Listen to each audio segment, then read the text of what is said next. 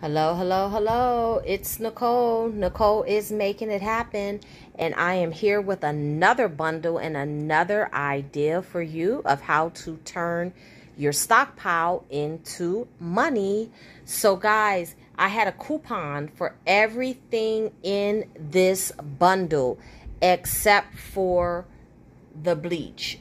The bleach was on clearance, but then I also used my extra bucks, those little cents you get at the bottom of your receipt from CVS for spending things. So basically I used all those cents to pay for that bleach. So those cents add up. Use them. So that bleach was free.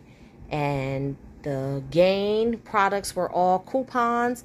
The puffs I got from a Dollar General Glitch, and everything else was put together to sell in a bundle for $30. Keep on saving.